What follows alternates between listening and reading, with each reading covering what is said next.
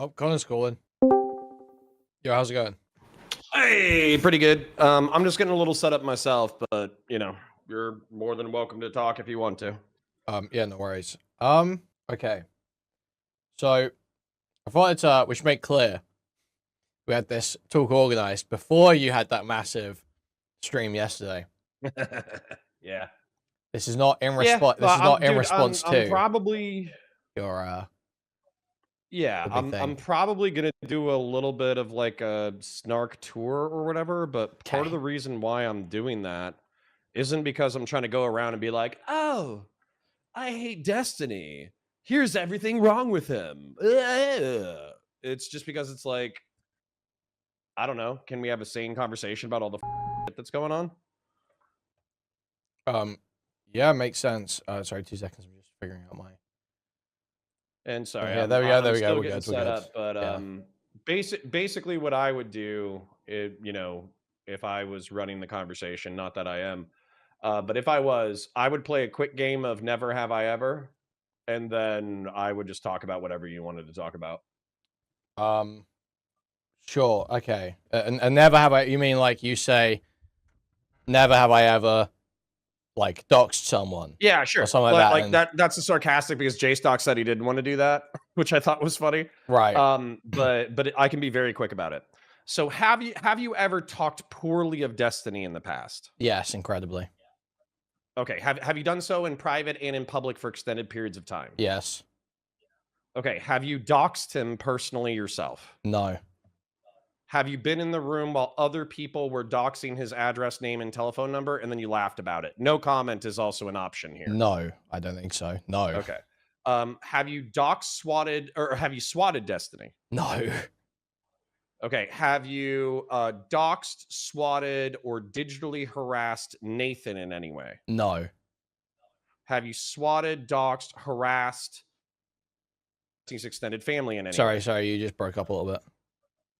Have you doxed, swatted, or harassed via digital means Destiny's extended family in any way? No. Have you taken homemade pornography that was leaked onto the internet from Destiny and sent it to his family members or Nathan? No. Okay, that's my game. Okay, that's all of them. That's all the ones that I care about. So Okay. For instance, like if you've talked about him privately and publicly for extended periods of time, I think that's one of the charges that's been leveraged against you. Yep. And then the doxing, swatting, and harassment is guilt by stochastic rhetoric. Yeah.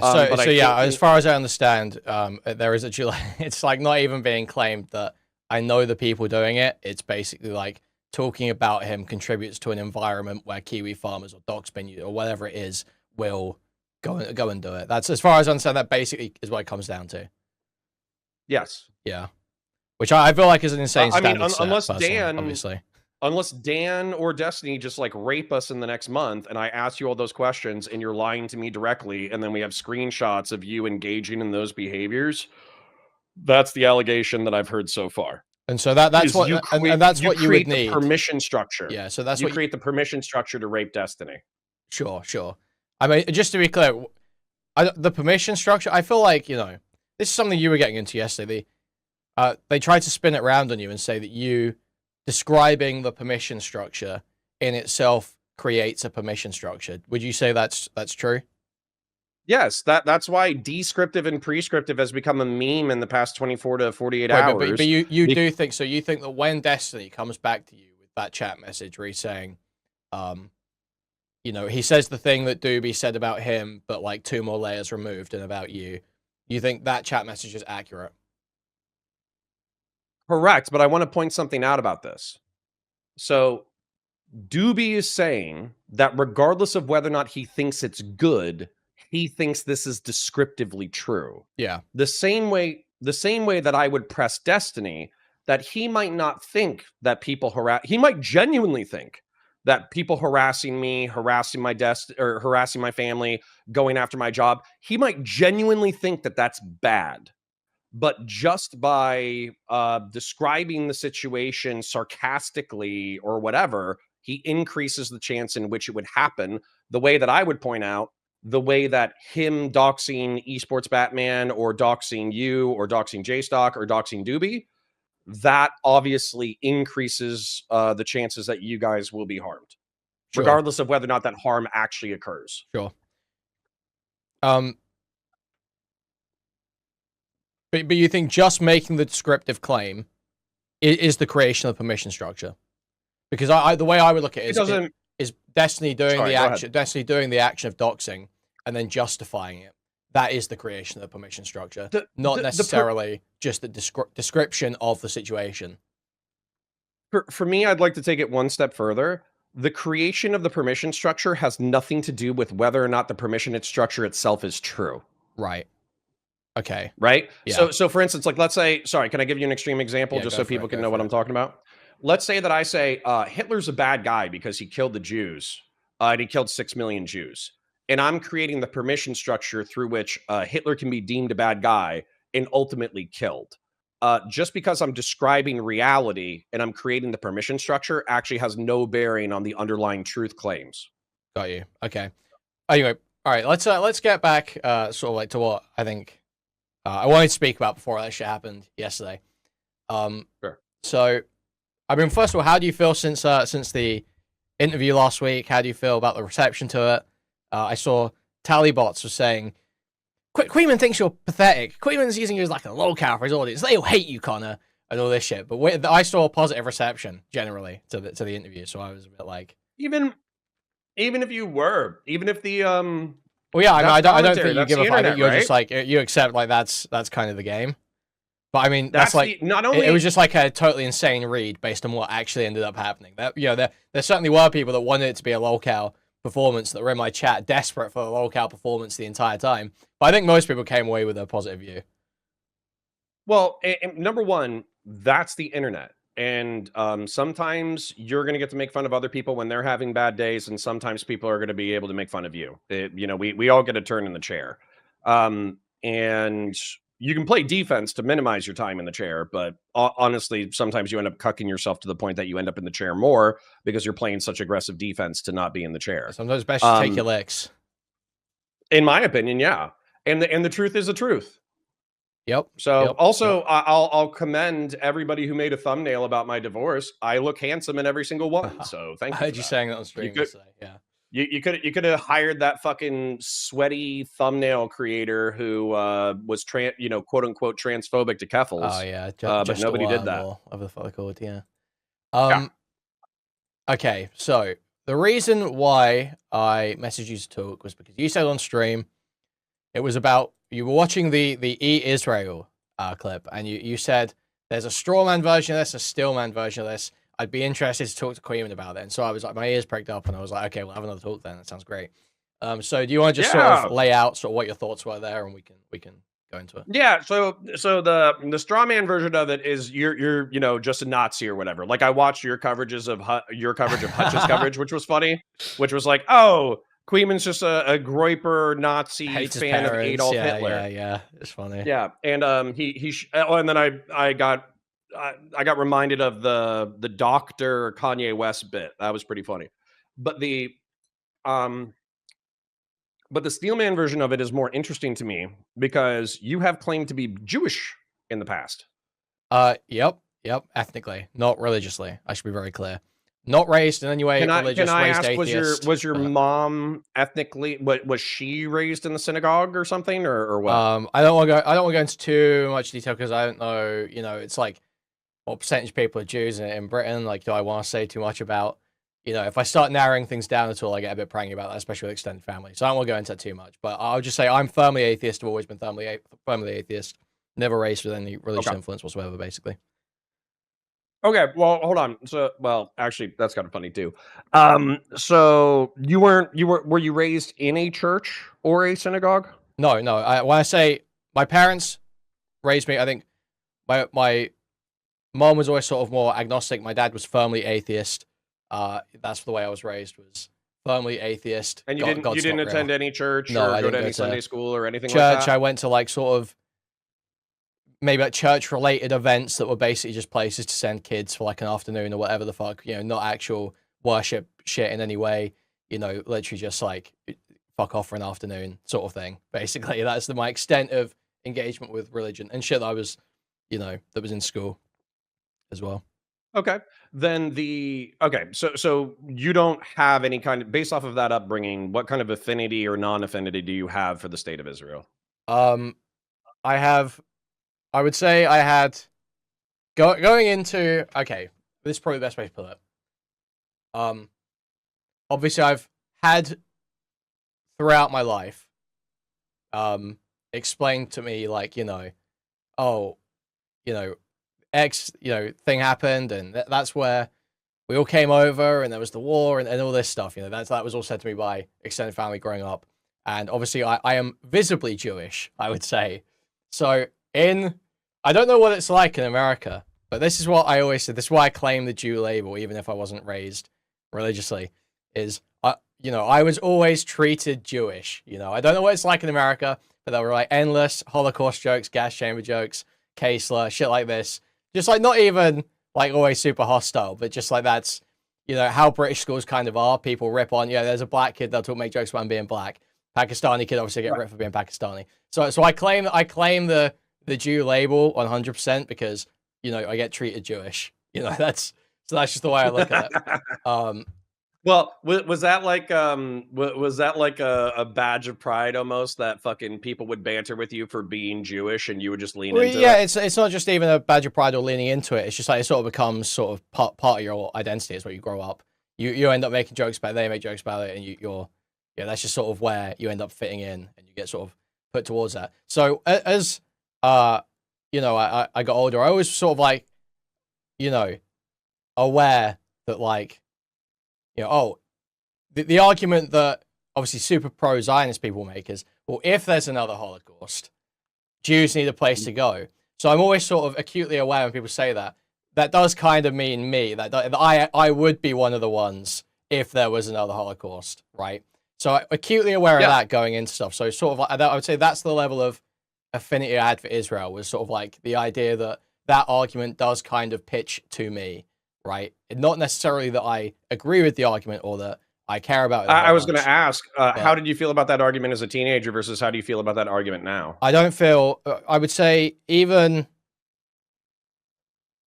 around the time of October 7th, I probably had slightly more belief in that argument, but I would never have actually employed that argument I would never have said I believe that, It's sort of like an argument I would entertain.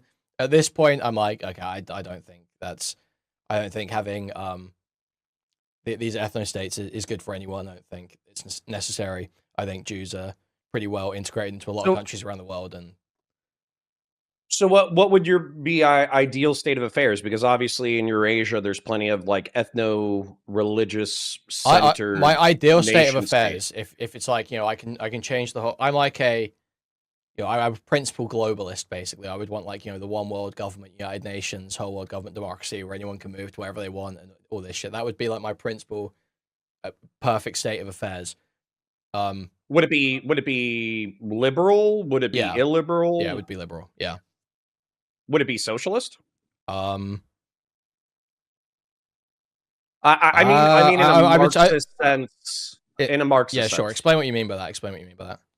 So, I mean that like a lot of Marxists want the food, water, and shelter to be free, and they want workers to have effectively like some kind of stake in the economic institutions they participate in, so they reap the rewards. So obviously there's like market socialism, there's 10,000 different kinds of socialism, but decommodification of basic human needs and workers owning the means of production is the main thing that I identify as socialist. I would say I don't have a principal commitment to that. It would depend on, because it's sort of like, there's the whole, I'm sure you've heard Vosh talk about, the whole like Star Trek thing, the gay space communism, post-scarcity shit or whatever the fuck. Like I can imagine a world where that's achievable, and it's like, well, why wouldn't we do that? But I'm not principally like, it has to be that way. If there's better outcomes that are achieved by remaining in a more capitalist framework, then I would absolutely take the capitalist framework. Would you prefer the United Kingdom's current like mixed economy capitalist state, or the United States' current mixed economy capitalist state? In my estimation, being that like our state has less welfare programs. Wait, you mean mine or yours? You said. I think my country, while our welfare programs are huge, Yeah, I don't I'm saying think you're comparing ours that are to the as UK, right? It's complex. UK versus US, right? Yeah. Basically, where I want to get to is UK versus UK versus US versus Scandinavia. What's a society you would live in? Probably Scandinavia. Okay, so you would be like a social democrat if Yeah, you could snap I'm a your social fingers and democrat right Thanos now. it. That's how I describe myself. Probably, yeah, social democrat. Yeah. Okay. Sorry, I'm so used to just listening to you talking shit about random people that I just don't think I've heard you articulate politics for more than 5 or 10 minutes. Or it's like domestic politics for the first like 30 to 40 minutes of your stream, and for me that's not like You're not that's not a point invested of in a interest for bunch me, of I UK suppose. shit, so yeah. Yeah. Yeah. Yeah. Well, so let's go to Israel then. So you're atheist agnostic. You had a mild ethnic affinity for the state as its existence. October 7th, 2023 happens. And then in the past 9 months, you joined a Discord where the joking or non-joking Criteria group for entry. affiliation, according to Dan Saltman, is hating Ethan Klein, hating Destiny, and hating Israel. How do we get there? Okay. How do we get that? Okay, let me try and think back and lay this out. So, initially after October 7th, I believed Israel had a license to engage in military action to secure their defenses, to make sure that they are safe. Now, the moment it happened and they started doing stuff, and the rationale was to destroy Hamas, I was immediately saying, even though I was still sort of supportive, that that's essentially a blank check. That just sounds like war on terror shit. That is like, there is no way to ever truly stamp out this organization or whatever incarnation of this organization comes after. Ultimately you can't just solve these situations through endless violence and destroying the opposition, because that hasn't worked historically. So that was my mindset, but still supportive, and was like, if there was going to be like limited strikes or whatever, yeah, cool, go for it. I understand the country won't defend itself. As time's gone on, seeing that blank check realized, learning more about, not even like, I don't want to say like the history, because not a lot of my analysis really, I don't really care that much about like, who's right or wrong in the history, because it's just about what the outcomes are. But more just about why a lefty would say something like, genocide is a necessity to the existence of Israel. That, like, the way that stuff like the Nakba shook out, that's made me realize, okay, when you have these hard, principled commitments to maintaining an ethnic majority, it does require you to, according to ethnicity, displace people, maintain a majority through sort of like second-class treatment under law. This does kind of just flow from the principal commitment to the ethnic majority, and that's a problem. So I've become more sympathetic to that view over time. That just simply, How do you feel about the liberal Zionist Hasbara, the propaganda that 20% of the citizens of Israel are Arab Muslim Palestinians and are therefore it's not an ethno-religious state? yeah, I think that's totally retarded, because it's about whether you have, it's not about whether you have some people of whatever background in your state. If there are laws that discriminate according to ethnicity, saying either it has to be this amount, or you can't do this if you're, or you get extra rights if you're, anything along these lines, or any defense of institutions that are designed to do that, even if they don't state it explicitly, is you are still supporting an ethno state. You're still supporting ethno supremacy, whatever it be in that particular description. Is that like uniquely vile to you? Like so, for instance, like just like an American perspective, a lot of Americans come from a variety of places in Europe, but also from, Africa, the Middle East, North Africa, and Asia. And so like ethno-religious heritage, I suppose, is something that like, it kind of affects the way that we interact with each other. But realistically, it's more of like where we razz each other. I guess we like give each other shit, similar to how you were talking about how like Black, Pakistani, Jewish, and British English kids give each other shit. Yeah. So I guess my question is like, is any kind of ethno-religious affinity repulsive to you, or is it just when it becomes enforced by the state? Yeah, I think it's mainly just right. I don't think people feeling an affinity for their background or their heritage or anything is wrong or repulsive to me. It is just trying to affect other people according to their, or give yourself benefits according to your, it's when it becomes, when it actually plays out in practice, that's the problem. When it plays out in a way that affects other people or could disadvantage them. So do you think what's happening in Gaza, and then you can differentiate, of course, I expect you to be smart enough to do so. But what words would you use to describe what's happened and happening in Gaza, what's happening in southern Lebanon, south of the Litani River, and what's happening in the West Bank / Judea and Samaria? You're saying, for I assume starting for Gaza, you're saying, would I call it a genocide? Is that the question, basically? Yes. Yes, I think I would call it a genocide at this point.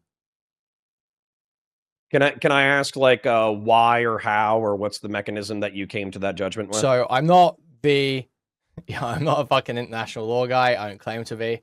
I was very hesitant to use the word at all for a long time because I'm such a, I'm not an international law guy, but I respect international law guys, and I think that is a good way to analyze things. And I know I'm too fucking, layman to truly make a determination. But I read this Beast Process article breaking down Lonerbox's takes on genocide recently, and that sort of clarified a few things in my mind about how it tends to be evaluated, and it's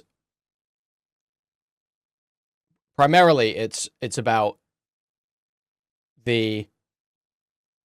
And I'm going to butcher the arguments here. I'm going to totally butcher the arguments. I'm so hesitant to ever talk about anything to do with international law, but I'm going to totally butcher this. It's about the. I don't believe they have taken precautions or actions to prevent genocidal acts, and there have been repeated statements, incitement, and I think orders given, tactics deployed by Israeli officials that I can't see a way around the idea that they've wanted that to happen and have been pushing that on. Can I give you the tepid Zionist apologia? Sure, go for it. So my question is, the calculated. I'm always asking people for updated casualty stats, but whenever I Google the casualty stats, it's estimated that 200,000 indirect deaths as a result of the conflict and 70,000 deaths is where we've been at for the past year. And when I think of the word genocide, because partially I was raised on your people's propaganda. You think you're killing all of them? It's 6 million. Well, right. It's, you line them up, you dig a giant, ditch, you line them all up, you shoot them in the back of the head, you throw their bodies in the ditch, you throw lye on it, and then you throw dirt on top of it. That's one way. The other way is, throwing them down into a gas chamber and then gassing them and throwing. I mean, my understanding is that's just a too strict a definition of genocide. That it's not about whether you're killing them all. It's the deliberate destruction of a people in whole or in part. So you could only genocide 100 Palestinians and it would still be a genocide. It's about well.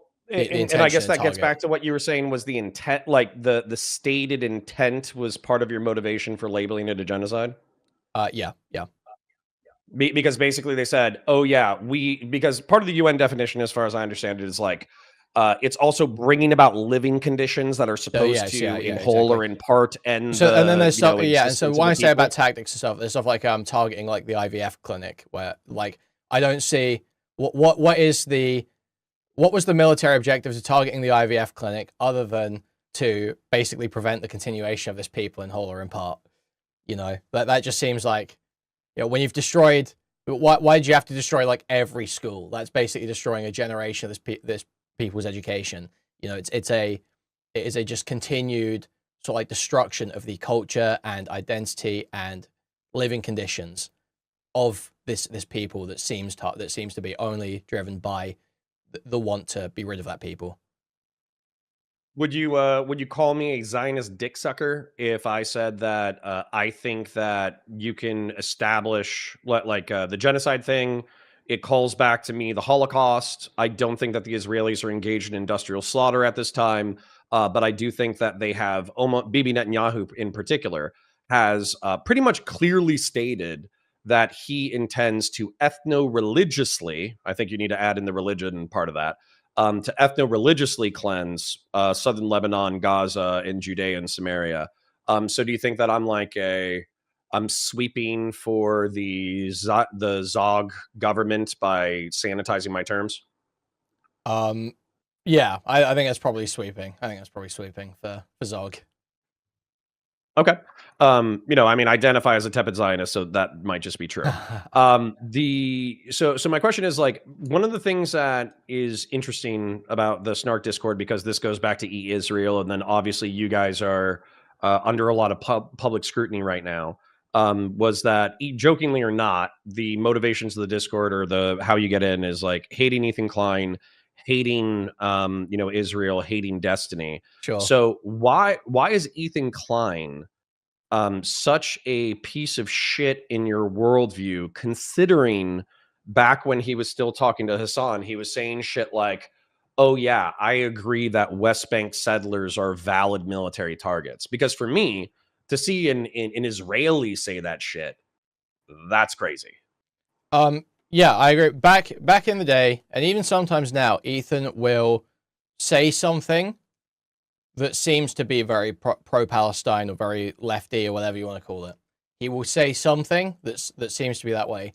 But when you look at the sort of lion's share of his coverage and what message comes across on his podcast for the past 2 years, the message that has come across is lefties are crazy, pro-Pali people are crazy, Israel's not that bad, Israel defenders aren't that bad, and you should be nicer to Jews. And that is just the message of the podcast for the whole last 2 years. Why is that? Can I maybe I could write that down or something? It's lefties are crazy, pallies pro pallies, sorry, are crazy, and then not all Israelis are evil. Well, it's not even just not all Israelis are evil. It's just Israel's not that bad, right? Generally, it's he'll say about how Israel's so diverse. You guys need to see how progressive it really is, and all this shit. It's just bizarre.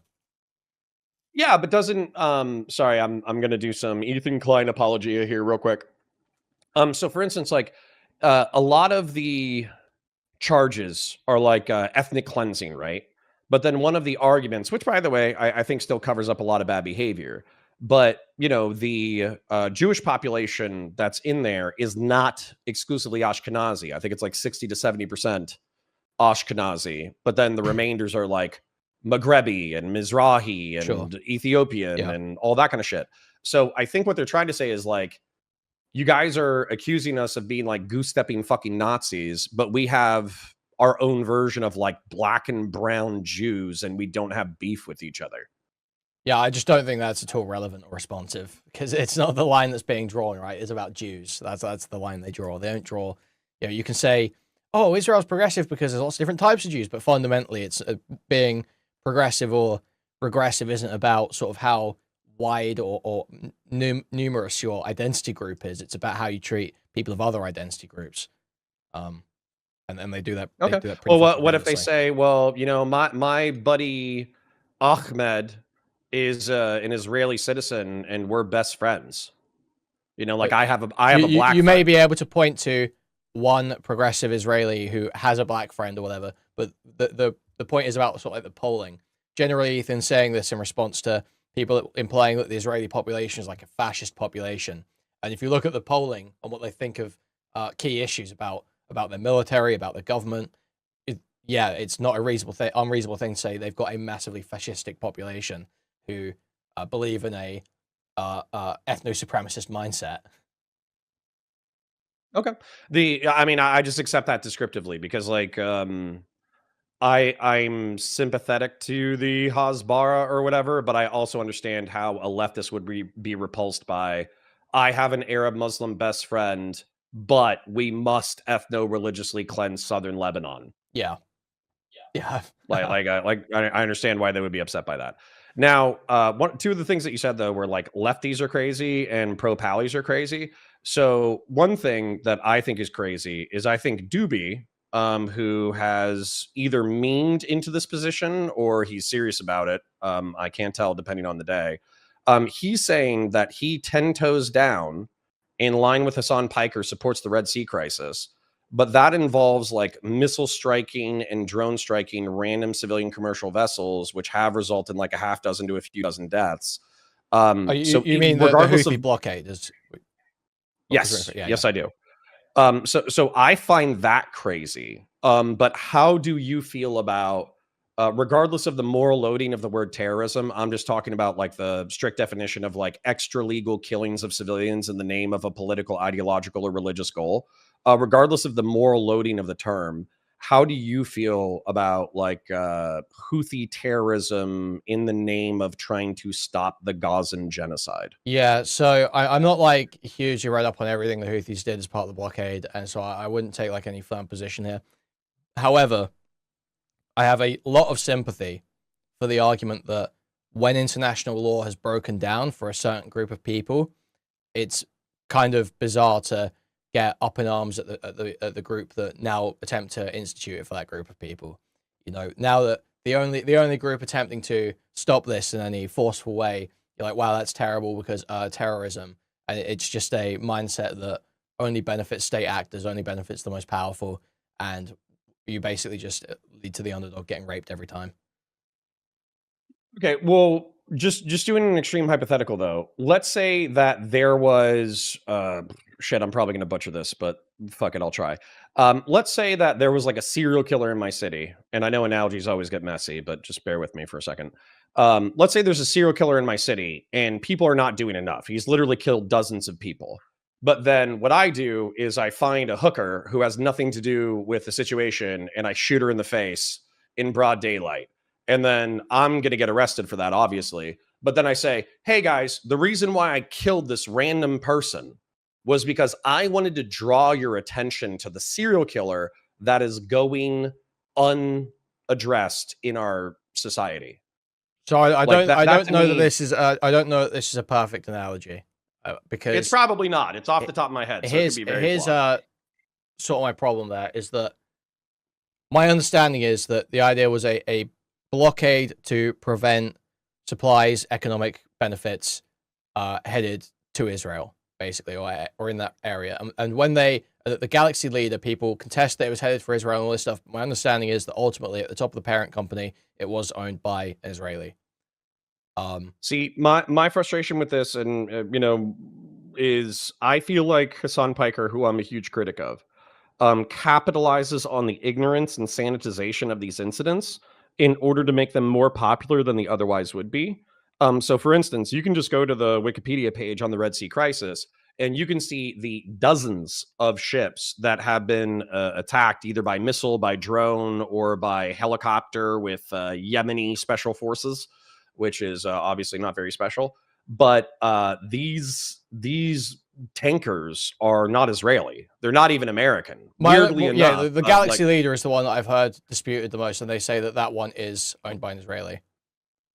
Well, will you begrudge me if I think that the Galaxy leader is being used by for propagandistic reasons because that might have been the one that the Houthis actually researched in order to attack, but realistically they've attacked dozens of other commercial that may be the case, but that may be the case. But the one that always gets argued over and the one that people attack Hassan for supporting and playing the video of is the Galaxy leader. So that's the one that everyone always engages on. So I would agree. So here's what I'll say: the helicopter. I will take a position here, which is that I support basically stuff like the Galaxy leader in principle, because if there is a well researched, not necessarily saying that I know all the information here, but if there is a well researched, target selected, instance where they are actually targeting something that will be an economic benefit to Israel for the purpose of basically imposing a blockade or sanctions as a non-state actor. That's the sort of thing where I look at it and I go, yeah, I kind of get supporting this. I do kind of get supporting this. Once international law is broken down, it's clear that there's no recourse for this group of people. There's no one stepping in. Okay. However, what I would say, targeting civilian, sorry, not civilian. I don't know if you'd say civilian, but non-affiliated vessels, stuff like that, I would be against. And the issue is, I'd accept as well that the issue with supporting stuff like that is that when it's a non-state actor, when it's non-regulated, the chances that they're just going to focus on affiliated actors is quite low. They're probably going to be bad at target selection. They're probably not going to research everything. They're probably going to be self-interested in many ways. And so you shouldn't broadly support terror groups doing this sort of thing. Okay, that's where I'm just going to tell you part of my criticism of Hassan Piker and the people who like him, follow him, apologize for him, et cetera, is the fact that I feel like, correct me if I'm wrong, the Galaxy whatever, part of the reason why that he showed that is because they videotaped a helicopter boarding mission. Yes. Okay, and so that obviously had few or no casualties. It was the Yemenis flexing that they had a capacity to do so, et cetera, et cetera. Mm-hmm. My frustration with that is I feel like it's effectively a lie of omission where they're ignoring the 30 or 40 other civilian commercial vessels that have been attacked. They're ignoring the half dozen to a dozen people who have been killed. And I feel like they're sweeping for those actions. So I understand your description. Hassan is an open propagandist who I'm certain that the motivation there is that ultimately Israel's the greater evil, and whitewashing this group in response to the massive media whitewashing of Israel is justified. I'm certain that would be roughly the perspective. And yeah, but if you're actually trying to evaluate the truth of it, yes, I'm sure that most of these are not justified. If you actually look into it, the Houthis aren't doing a very good job of creating a blockade. For me, one of the things that you asserted that was like bad about Ethan Klein was that part of his grand narrative is that lefties are crazy. I agree with the sentiment that lefties are crazy based off of what we just described. If you'll indulge me, moving to, and if you have anything you want to say about it, so I'll stop you right there.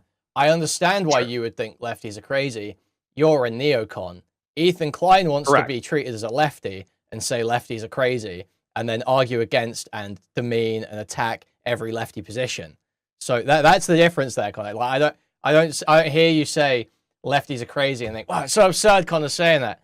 You're a neocon. Of course you think that. Sure. No, I mean, honestly, I straight up think, because I have been doxxed as a result of the PB leaks, and I think there's plenty of people who dislike me, but I straight up think that the reason why I've gotten substantially less harassment than a lot of other people is because I'm not, like I openly say, yeah, sure, I'm like capital L liberal, but Democrats piss me off and I don't identify as a Democrat. And then leftists and I are just fucking oil and water. So I'm not a traitor. I'm just like a rival or an enemy. Yeah, sure. And therefore I deserve less scorn. Sure. Yeah. Yeah. I think that's probably true. Yeah. Okay. Well, with Pally's, I appreciate you calling that out. I think it's true. With Pally's being crazy, just showing how I agree with Ethan Klein, which probably hurts Ethan Klein's case, actually, but it's still funny. With Pally's being crazy, the two things that I can cite that off the top of my head are pornographic actress Mia Khalifa stating, can somebody please tell the brave fighters to turn their videos vertical to horizontal? And this is while they're like uploading fucking beheading videos and civilians getting massacred. Yep. For Frogan, I understand that she was being descriptive, but I still thought it was a fucking wild thing to say on the day of. She said something akin to, leftists always crow for a revolution, but when they see one in the Middle East and North Africa, all they have is criticism. This is what it looks like. Yeah. Yeah. So, I mean, is that a little crazy? I feel like that's crazy. Yeah, that's two examples.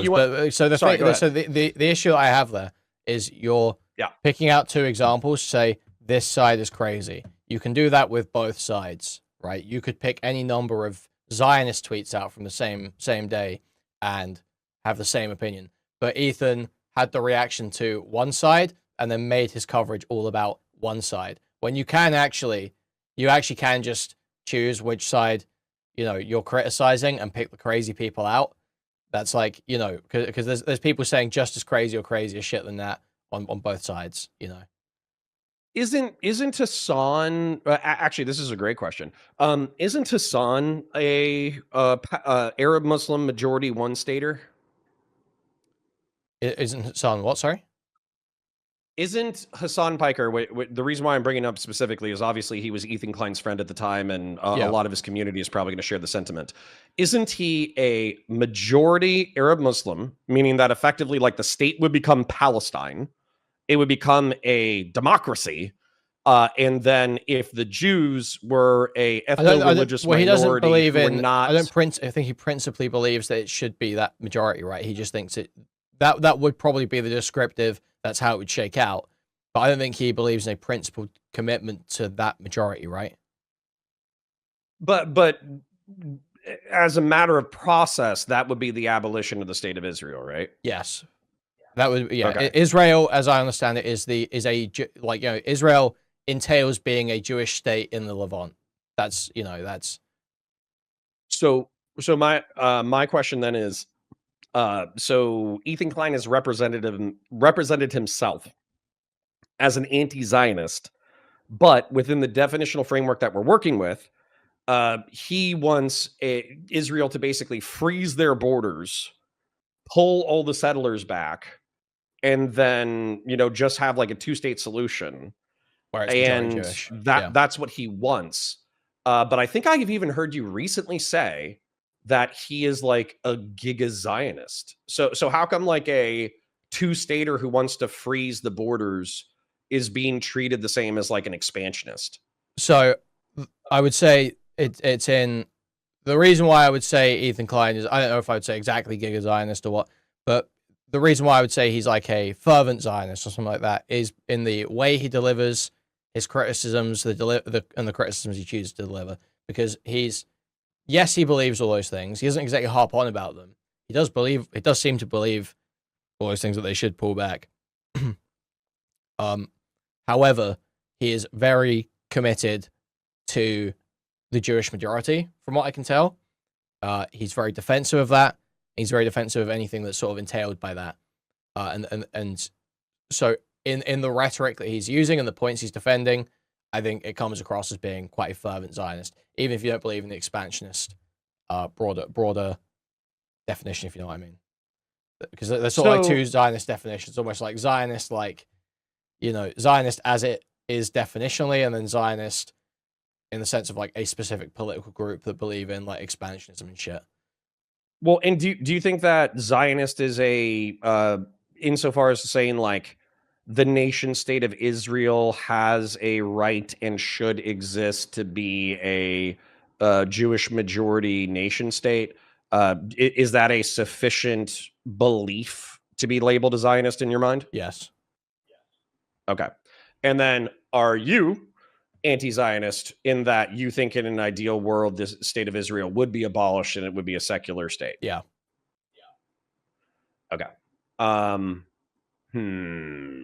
Do you understand Ethan Klein's perspective, even if you think he's a piece of, well, I don't want to say a piece of shit.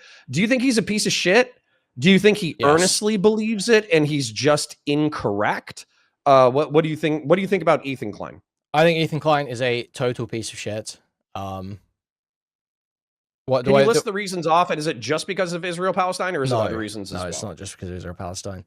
So, honestly, just being a Zionist on its own, it's like being a racist or something. Like, yeah, it's bad, but like, I'm not really impassioned about hating that person just on that one fact alone. There's a lot of racists out there. There's a lot of Zionists out there. You don't really get impassioned to hate someone just off of that. Ethan Klein's personal conduct is far more determinative in me hating him than his like beliefs, his political beliefs. Is it how much would you say the personal conduct issue is related to lawsuits and the nukes versus any other conduct that you can think of? Yeah, I'd say the lawsuits. Like how much of your hatred is the lawsuits? The lawsuits are a huge amount of it. The lawsuits are the most significant part, probably. And I remember this from some of your older content. So you were kind of like I don't want to say like a Kiwi farmer or whatever, but you were like a free speech, sympathetic shit poster on the internet. So part of what you admired about Destiny back in the old days was the fact that he was taking the fight to Keffels. Yes. Yeah. And that's what was there anything else that made you a fan of his? Yeah, I mean, obviously I like debate stuff. I like seeing someone who performs well in debates. I used to watch, like a kill stream a whole bunch. I liked all the internet blood sport stuff. So it was just like that sort of like content I was a big fan of. And then Destiny most closely aligned with my political beliefs, and then especially I was invested in the Keffel stuff. And when he backed off on that, that was really when I was like, okay, this guy kind of blows. So that dislike, to put it mildly, has solidified over the past few years, I suppose. Yeah. Are there additional what are the additional things that have made you dislike him so vociferously, besides the backing off on digitally strangling Keffels? Yeah, so it's just the personal conduct and the lying about it as well. Those are the biggest things, other than any abandonment of the Keffel's sort of principles that he had. Can you elaborate? Because just as an example, I said that, and Steven scoffed at this. He said that, or I said that there could be very legitimate reasons for why people dislike you or hate you that they earnestly believe, and he was saying that no, it's all effectively like delusional sociopathy. So what are the things that, so on top of not strangling Keffels in the crib when he had the chance, what are the personal conduct issues that have made you dislike him? And also, if there was a particularly egregious lie. Yeah, so I was one of the people retarded enough to believe what he was spinning about Anna and enjoying that content at the time. And so when it all came together, I was like, oh wow, this guy's like kind of a total piece of shit. Obviously, he denies that one. He has his own narrative about what happened there. I heard him say on stream something like, oh, if you showed that to anyone in real life, they wouldn't give a fuck. And that's just like totally delusional. Anyone that watched that stuff play out, even without knowing like all the context, just knowing what Destiny presents to stream, would probably be like, oh, this guy's kind of fucking crazy. Well, I want to make a differentiation, and it's something that I don't expect you to sign on to, but I'll state it anyways. So with Anna, one of my criticisms that I've made known for a really long time is that I think that Steven engages with mentally ill women. Sure. He should know that they're mentally ill relatively quickly. They become infatuated with him because he's charismatic and funny and smart. My opinion doesn't have to be yours. But then when they're a pain in the ass, he's kind of like, okay, I'm gonna dip out. And then that drives them fucking crazy. And if they don't move on and they make themselves part of the content, then he will use them for content. I think that's been true descriptively, especially with Anna and Lavloon.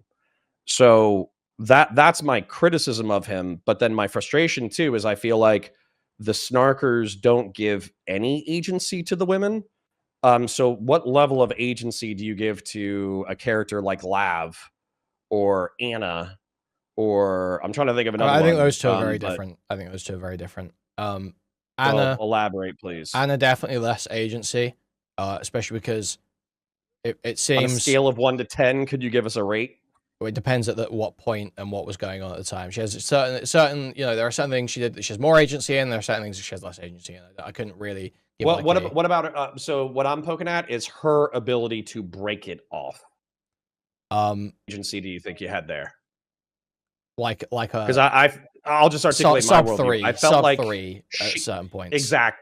I was gonna say I felt like while she could adult, quote unquote, in other parts of her life, I felt like her capacity to break off was very low. Yeah, so my feeling about it, based on the evidence, is that there was a level of willful exploitation of her specific triggers around this sort of thing for both content and the continuation of the relationship. That's how it seems. There are such logs that I quote all the time where she's begging to have her reputation fixed. And he says, maybe one day, but for now, I'll just keep robbing your legs and feet or some shit like that. So it always felt like there was a bit of a carrot and stick approach where she was being both punished and rewarded and strung along. And that's it. That's kind of depraved to me. Like, it comes off kind of fucking insane to me. Okay. How much agency do you give Steven because while I do find him incredibly intelligent at times, I do feel like he's impulsive or compulsive at times. Yeah, I definitely, especially, I'm not saying that was an easy situation for him at every point. There was definitely a lot of, she was both harassing him in certain ways herself, and I'm sure there was stuff coming off the back of what she was saying that was causing him problems. So I'd say he wasn't like a 10 agency, but he was like up above 7. Okay. So we got, in my opinion, we got Keffels, we got the Anna situation. What are the, do you have any feelings? I know that you were, maybe are a fan of Mr. Girl.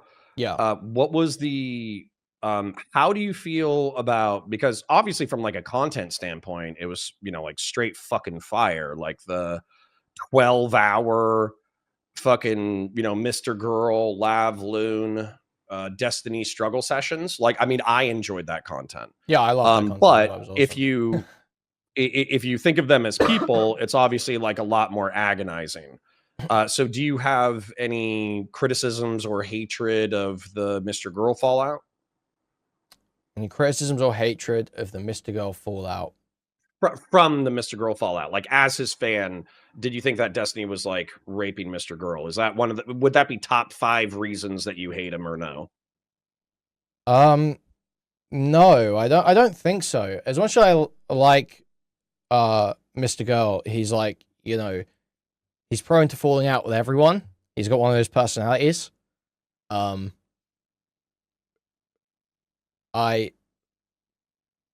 don't think that any specific, I'd say it just plays into other things. It's just like, the way, so like there's the nuke stream, right, where he's like, he goes on stream to talk about Mr. Girl, and Mr. Girl calls in and is basically like, "You were still sexting Anna. You were still," and then Destiny's obviously like rattled and freaks out, and I think he gets kicked like a few minutes later, and then he goes and starts on his crusade after that.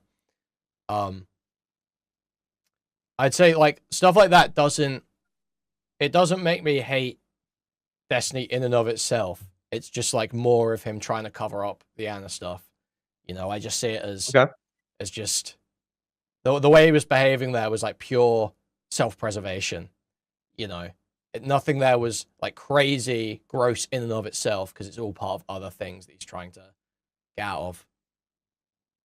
Okay, well then I got Keffels and Anna as like top 2 so far. What would you say would be like another reason why you dislike Stephen Bonnell II extremely? Keffels, Anna. Oh man. What's another reason? Well, there's the endless barrage of doxing aimed at people in my general vicinity. There's that. That's probably a big one. And calls for violence and all this shit. I would actually like to deal with that narrative head on, because this is obviously something that I'm getting in trouble for right now.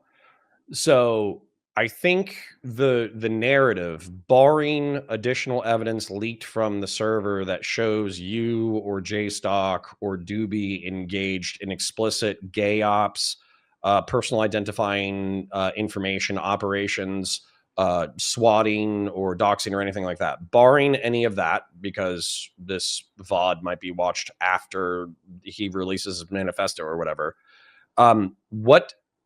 What do you think like what do you think of the narrative that you guys, you and JStock in particular, have a creative hate boner for Destiny? There are a shitload of people in Twitch and YouTube politics who also hate Destiny. And so therefore, by congregating and constantly talking shit about him, you're creating the stochastic structure for him to be doxed and swatted. I think that if you start applying, like, it could be true to some extent that, I mean, it is true to some extent that if you're saying it descriptively, that when you criticize people online with incredibly cutting criticism, especially when it's related to sexual impropriety and stuff like that, it creates an environment where bad things are more likely to happen. Yes, that is descriptively true.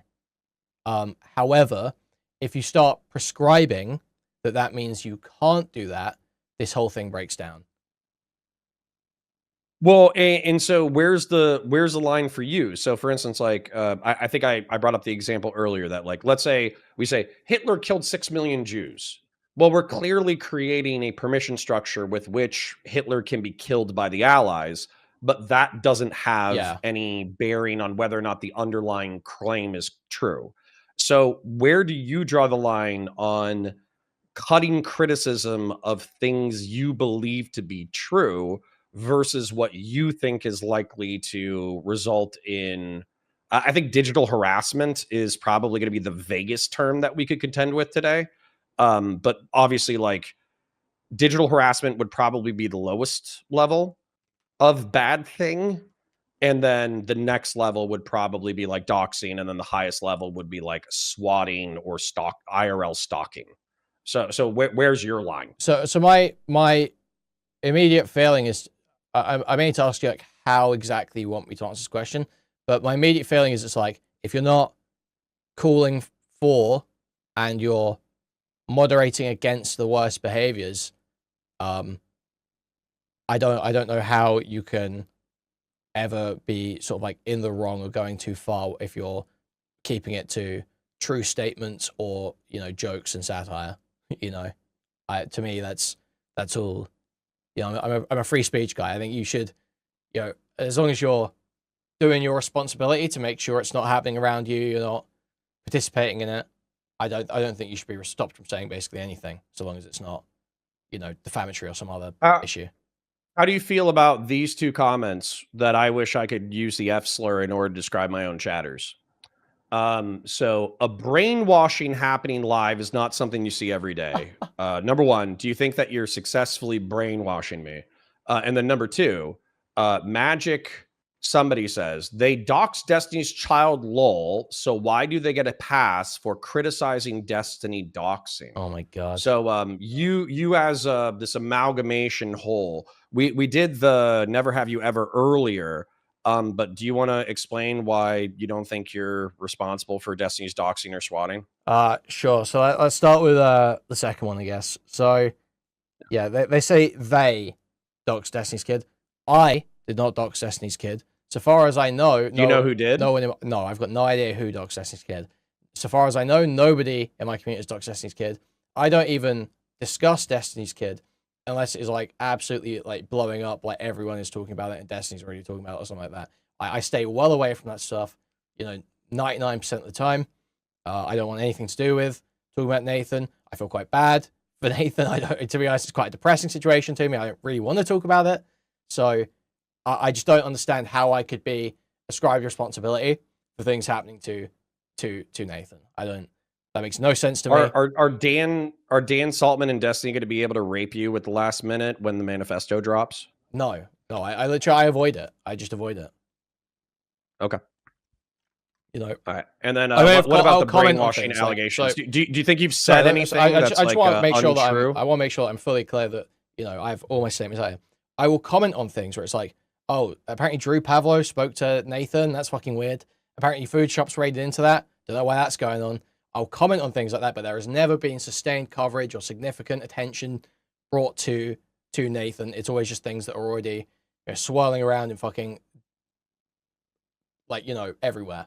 No one wants to pay significant attention to him. There was, for instance, there was this guy called Joe Pod Awful. Have you ever heard that name? I haven't. He's sort of like a Joe Red Bar. Okay. Do you know who Red Bar is? Have you heard that name before? I don't. No? I'm sorry. Okay. I am terminally online, but I'm not as terminally online. This whole world of like these trolls. Okay, they're like these trolls. They just go around fucking with people and doing live streams on it. This guy called Jesse Pod Awful, Jesse PS, some shit, who showed up at like I think he A-logged Ethan Ralph in real life or something. He basically just crazy stuff, and he had like Destiny's Kid on one time, and they had like this conversation where he's prodding him with all these jokes about his dad's sexual impropriety, his dad's sexual fetishes, and all this stuff. I always literally stayed well away from anything like that at all points, because that shit is just like, it's just too far. It's just like obviously over a line, and it's bizarre that you know, anyone engaged with it. So I still have gray names. Sorry that I'm addressing the chat, that's all good. I still have gray names in my chat who are saying that Kuihman is just lying. So I just posted my Discord link in the chat. You are welcome, like seriously welcome to go join the Discord, click on my profile, and DM me evidence of Kuihman's duplicity. I asked for Doobie's duplicity for the last 30 minutes or 18 minutes of the stream on Friday. Yep. I got nothing. And so you likewise have an invitation to send me evidence of fucking Doobie's duplicity. So then the other message was something about brainwashing you, right? It was yes. Do I feel like I'm actually hold on? Can I share one thing before we go into brainwashing? Of course. So I have evidence. I have screenshot evidence that there is a Telegram group of groypers who actively plotted to go to Miami to kill Steven. And they thought that they were hyping each other up to the point that one of them would do it. I have that evidence. So if there are groypers who are willing to try to hype each other up to go kill Steven in Miami, would they be willing to dox or SWAT him? And I think logically, inferentially, the answer is yes. Yeah, probably. So right now, I have more evidence of groypers attempting to dox, SWAT, or murder Destiny than I have been presented that Kuihman and Doobie are guilty of attempting to dox, SWAT, or murder Destiny. So if you want to give me contrary evidence, my Discord link is open. Sorry for the yap, but I feel like that needs to be articulated. Yeah, no worries. So the brainwashing thing as well. So, I mean... Yes, brainwashing. Me and you have literally... I feel like almost every conversation we have had has been, like, very contentious, aggressive, like, pretty much every time. And I don't think there is a single thing that I have argued to you that you now 100% believe. I know you could correct me if I'm wrong, but both of us are quite stubborn. I feel like, so I don't feel like this is really brainwashing. I said that I was going to challenge you, and then Brianna Wu, for whatever reason, said, "Oh yeah, I'd love to challenge Kuihman." And then we let that happen, and that was a moment in internet history that was very interesting. I think that you described Ethan Klein. I think lefties are crazy. I think the pro-Palestinian side is crazy, and I think I could probably find more evidence for these people. I think that Israel is bad, but it's not as bad as it's being categorized as. And I think, generally speaking, you should be nice to Jews. So realistically, I haven't sued anybody into silence, but you should still probably hate me about 20% as much as you hate Ethan Klein based off of that rationale. So, yeah, just because we're speaking calmly doesn't mean we agree with each other. So yeah, sure. I don't think I hate you 20% as much as I hate Ethan Klein, but sure, yeah. Okay, well that's fine. That's probably good. Okay, so we kind of got to Keffels, Anna in Line, and doxing. Are there any other reasons why you can think of why you hate Destiny? Great one. And then do you think? Sorry, second part of the question. Second part of the question is: these are the top 3 reasons that you gave me for why you hate Destiny. Do you feel like your conduct on the internet for the past 2 years has been proportional to his sins? So yeah, another reason why I hate Destiny, he took sugar and spice away from us. Okay. So I assume you know what sugar and spice was. I assume you know. Yes, it's Pixie Straighterade and Pixie's podcast. Yeah, and there hasn't been an episode in over a year and a half, Connor, if you can believe it. There has not been a single episode in over a year and a half. I could not be more angry. I could not be more angry. Okay. So I do think I feel like that's partially sarcastic and partially earnest. Well, yeah, but it's I'm obviously entailing the underlying behavior that caused that to be the case as part of that. Yes. So yes. Oh, okay. So Pixie would be unironically one of the ones that you dislike. Yeah, I would say Pixie and everything that's wrapped up in that. I wouldn't necessarily put Pixie alone you know, if let's imagine, because Destiny has already admitted to sharing nudes without consent in the past. He already in the Bob 7 manifesto admits to doing that. So that was already publicly known that he has done or would do that. Not really controversial to say. So how did I heard you mention that previously as well with the Bob 7 manifesto. So in reference to that, like you know, the Bill Cosby joke is popping into my head of like, you know, I think the worst part was the hypocrisy. But my question for that is like, I think you've pointed out that what hold on, I'll sweep for Destiny real quick.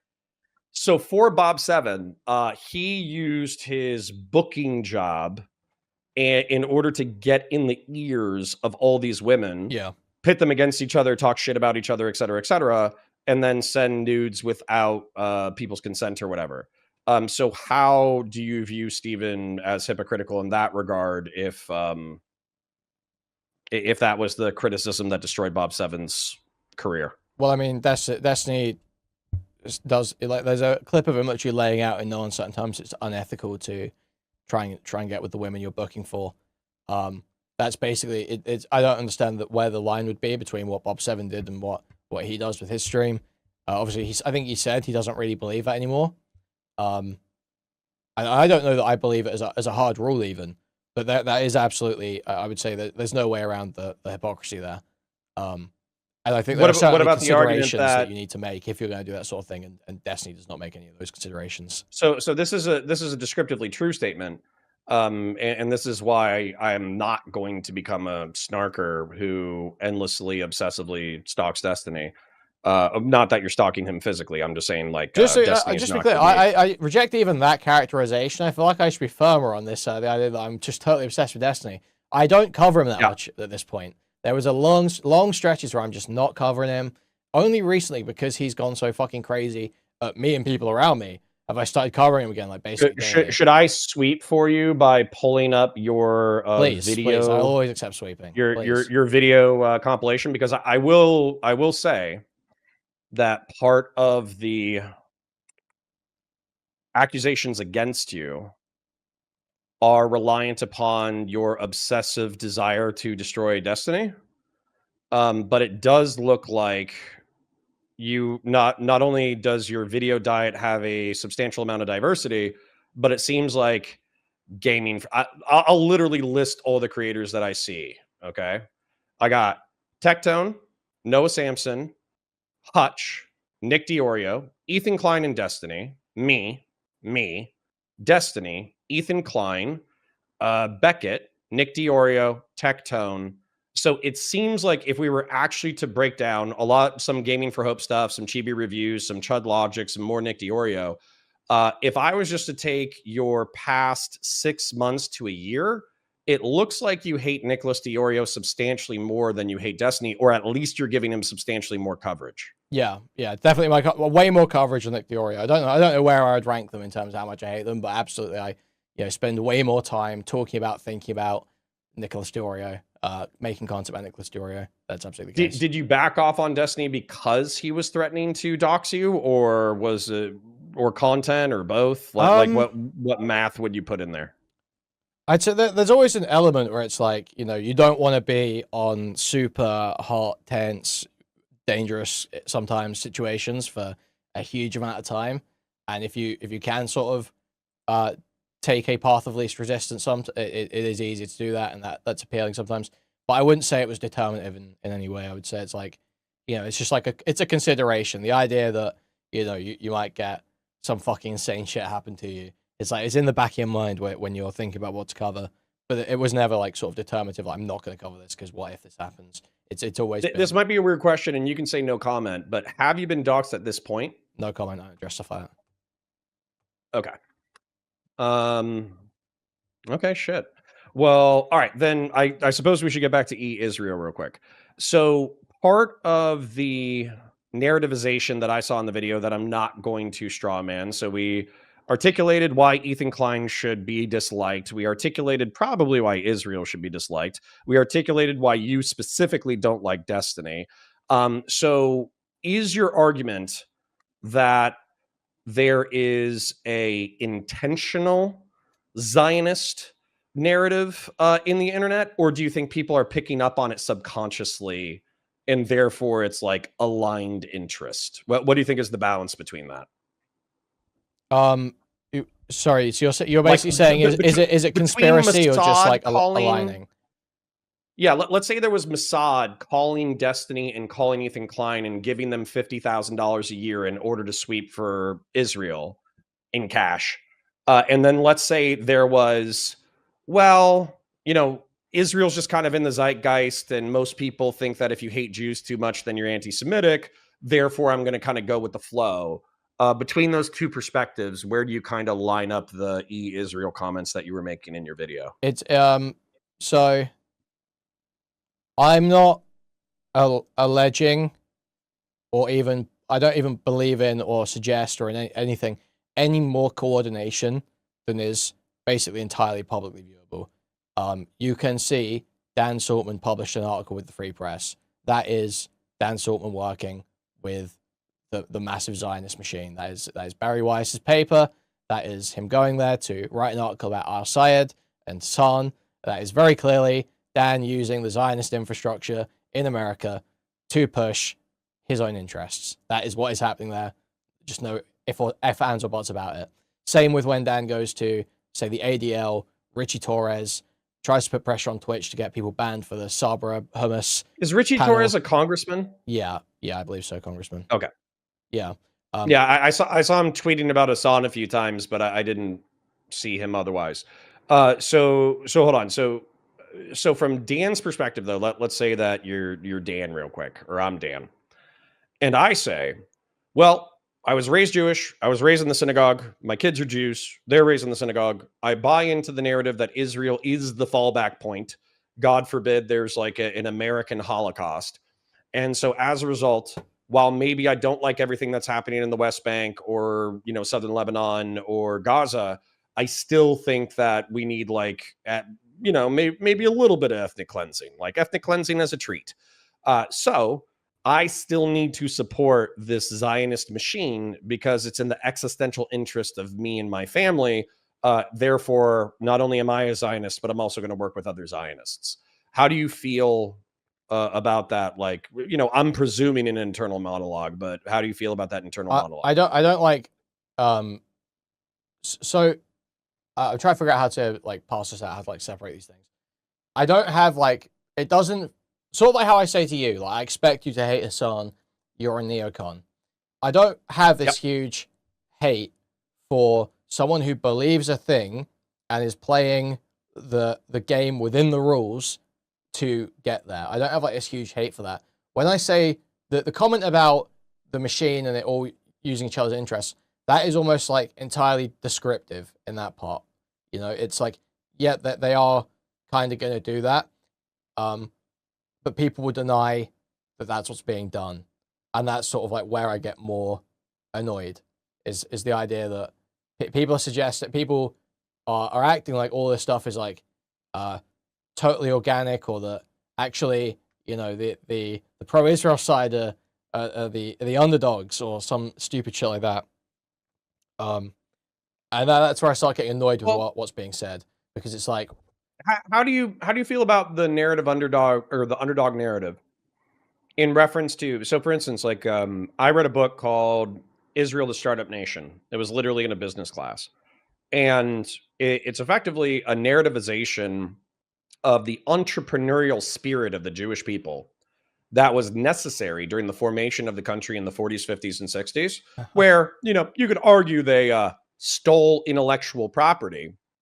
But what the Israelis would say is that they were almost a pariah state that was incapable of developing their technology because they just literally didn't have it.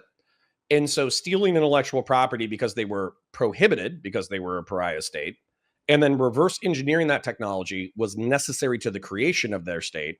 And then I think they did get their shit kicked in. Obviously, 48 was pretty spicy.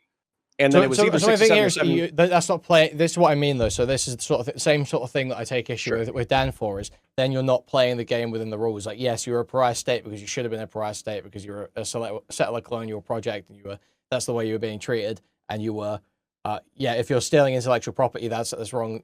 Well, I mean, I don't even know how much I care about intellectual property, but in theory, if you're playing within the rules, that's wrong, and you shouldn't So use those how do you deal with their moral system then? It's like, well, okay, you're going to prohibit us, number one, from existing, but number two, from breaking the rules. So why would we listen to you about the rules? Well,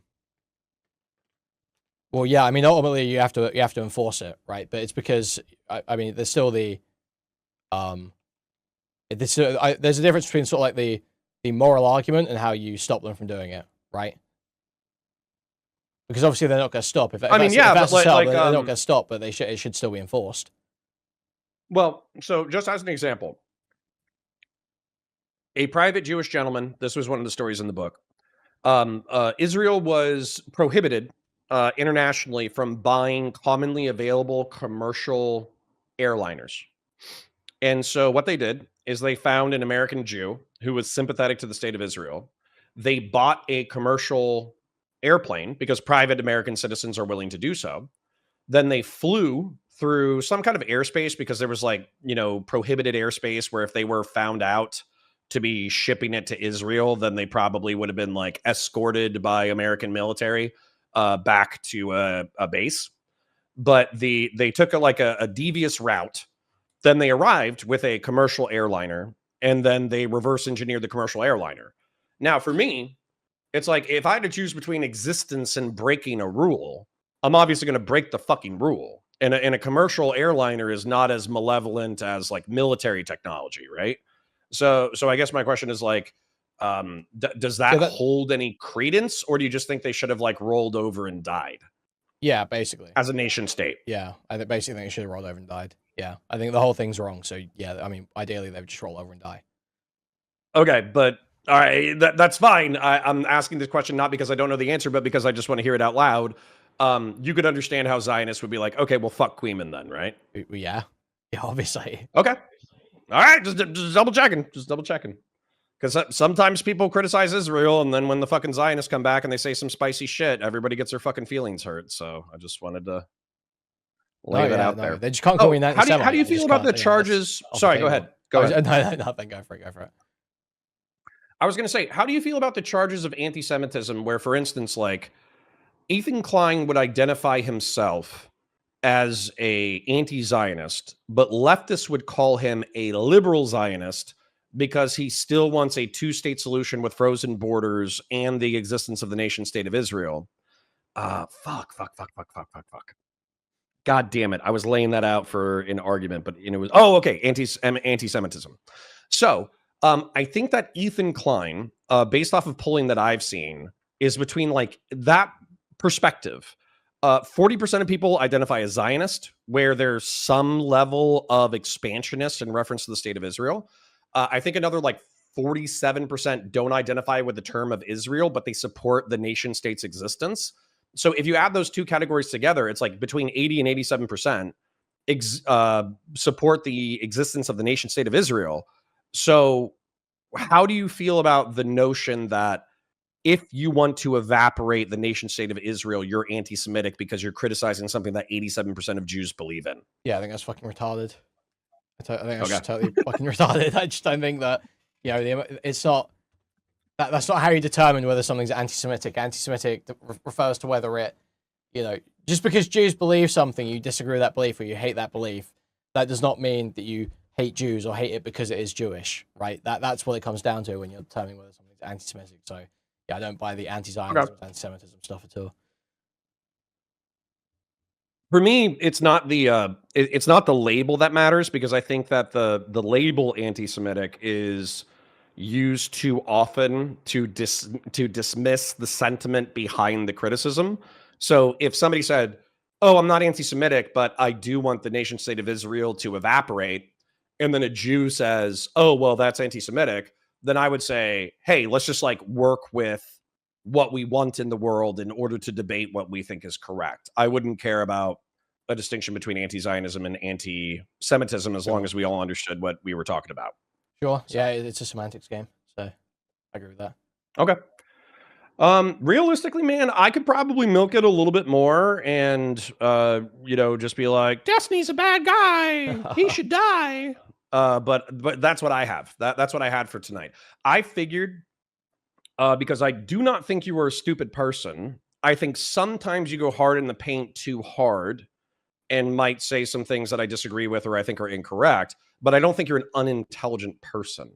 So I had a feeling that when you started alluding to the aligned interest of Israel, you weren't the Nazi stereotype that you were being portrayed as. So that's the reason why I wanted to have this conversation. Sure. I mean, some of that is, you know, I am leaning in. I almost want that reaction. You know? I almost want Hutch to call me a Nazi. Obviously, I feel like that may come across like that's, you know, when these retards freak out at nothing, it's like that's like a good thing to me. That's like the way you should play it.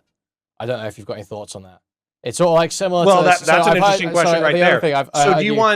I've heard you referring to that the jokes that were made about Hutch's sister as like antisocial and too far. I don't know how exactly you feel, but to me, that's like within the bounds of what happens online. That is like edgy online. It's 100%. It's 100% within the bounds of what happens online. But I want to explain something that I think I articulated during that video. Sure, go for it. So for me, if I had a friend who was doing that, I have dogs who have died on me in the past, right? They were older, they got cancer. And so if one of my friends wants to be irreverent and he goes, well, you know, Connor's still brokenhearted over his dead dog, what a fucking pussy.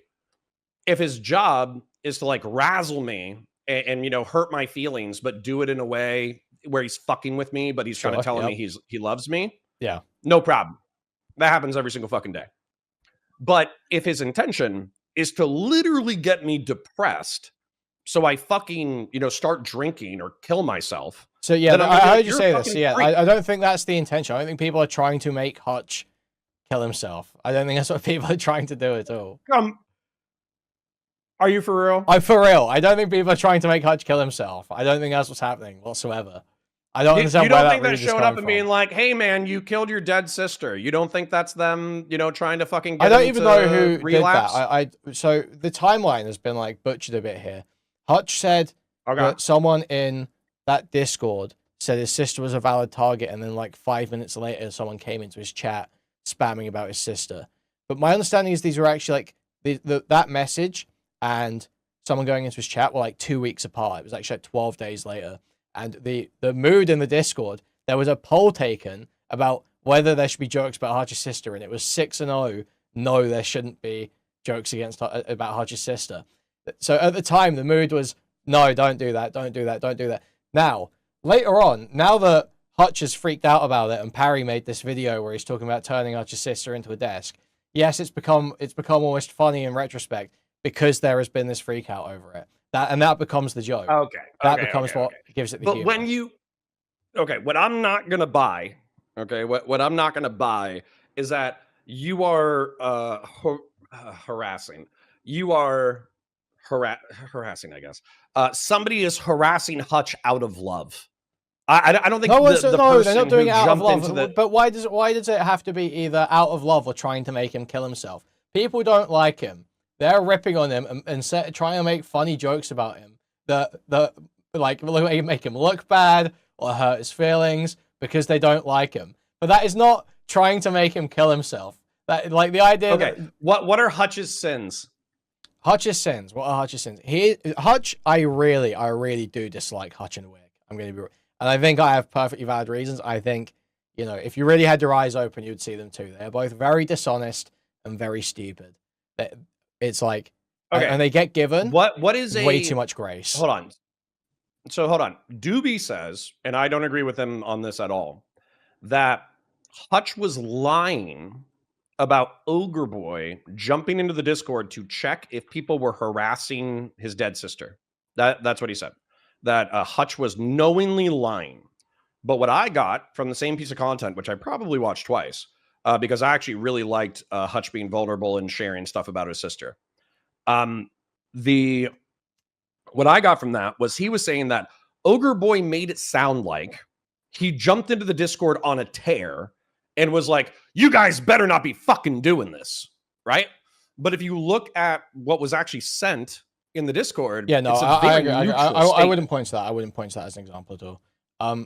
Okay, so what else is Hutch lied about? So there's a very clear example. I don't, I'm reticent to use this one because I don't want to make it the anti-Destiny circle joke they won't expect it to be.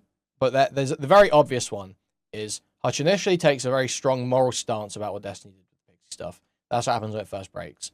Later on, he makes a statement saying he's seen new details in the case that make it all a lot more grey, then denies he said that, and basically says all he said was a statement about how, I was an addict. I understand people can change and do bad things when they're in a state of addiction, all this sort of stuff. But that wasn't all that he said. He made a specific statement that things had changed in the case, which I don't understand what could have changed in the case that would change your moral analysis based on the things that he had said previously.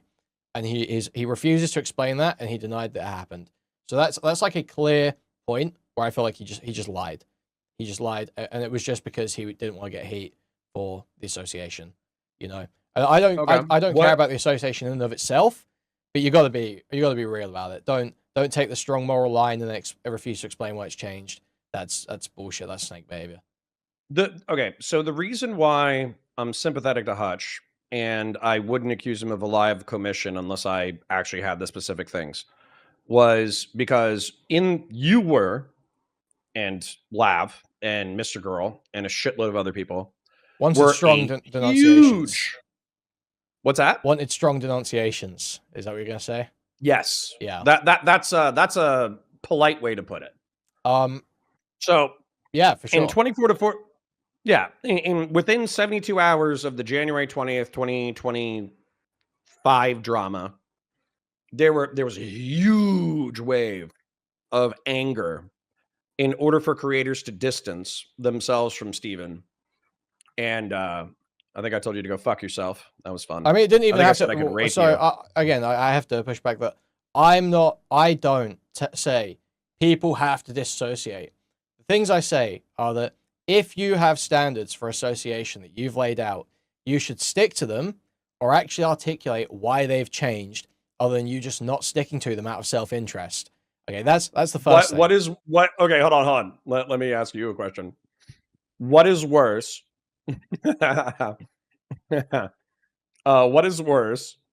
Sharing homemade pornography without consent and allegedly audio recording sexual encounters that were consensual, but without the consent of the other parties, or being a lolicon pedophile? The first one. Wait. The first one is worse. A pedophile that only looks at lolicon but is a pedophile. Is that what you're saying? Yeah, sure. What do you call it? Like a virtuous pedophile. There was like a noble pedophile. Yeah, virtuous pedophile. That's what I call it. Yeah, a virtuous pedophile. Yeah. Which one's worse? The virtuous. I would say the one who actually does worse? The person who actually does the harmful acts. The person who actually does the harmful acts. It would be the first one. It would be the first one to me. Okay, that's fine. So yeah, Food Shops is not as bad as Destiny in my worldview. Really? Yeah, Food Shops is not as bad as Destiny. Okay. Also, Food Shops has less agency. She's like legit disabled. It's like, Oh wait, sorry. That might be really funny. Can you say that again? What you said? She does have agency or doesn't have? Doesn't have a lot of agency. No. Okay. So you just think she's like a leaf blowing in the wind? Yeah, she just basically goes where her. Yeah. Sorry. Okay, so one of the things is like once again, I don't hate Steven. Not going to go out of my way to fuck with him. Not going to be joining the snarkers in their crusade. But, obviously something that there was tension over was the association with food shops. That was a huge tension. So I'm not pulling punches anymore. That bitch says something about me. I'm going pedophile. I saw you on Twitter earlier. I saw you going back and forth. Yeah. Every time she mentions me, pedophile. That's what I'm going to say. I don't have to fucking... I'm not going to pull punches just because you're Steven's strongest soldier. Like, that is not a thing. So, yeah, no, that was awesome. I liked seeing that. That was pretty cool. Yeah. So I was saying I really dislike Hutch and Wick. So that was one example of Hutch being incredibly dishonest. Another point where I felt like Hutch has been quite dishonest and quite. Hold on, stupid. real quick. People are criticizing you because they're saying that you give zero fucks about Lolicon. Obviously, I have like a different opinion, but then Steven, the very conversation that I'm referencing, where I said, "Hey, I think you associating with food shops is a mistake and it's bad. Here's why." And then he was like, "Well, I think it's just drawings." And I was like, "Fucking kill me." So, anyways, sorry, go ahead. Yeah. So another reason why I felt Hutch quite dishonest and stupid. I don't know if you saw his arguments with Pisco over the Ethan Klein stuff, or his argument with Straight Raid. You didn't feel, sorry, I'm jumping ahead a little bit. You didn't feel like Pisco, like I understand Pisco was being pretty, or Hutch was being pretty abrasive towards Pisco in one conversation that I saw No, that I the didn't feel was fully abrasiveness fair. was not. But you don't think Pisco's abrasive in fucking general? Neither. I'm not talking about abrasiveness whatsoever. Pisco is abrasive. Nothing to do with being abrasive. Hutch is he's like so condescending. It's not abrasive. It is like pulling faces at everything that's said instead of giving an argument. And it's so fucking weak. It is genuinely worst like stream debate demeanors that I've ever had the displeasure of watching.